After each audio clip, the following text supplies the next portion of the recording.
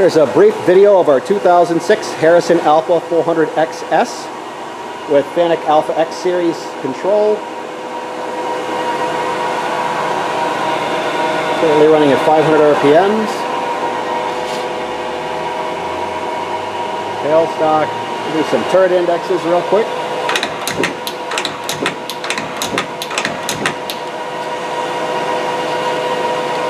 So I'm going to switch hands on the camera.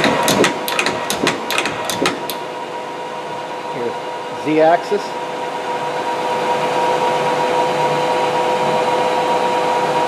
If I could turn that feed rate up. There we go.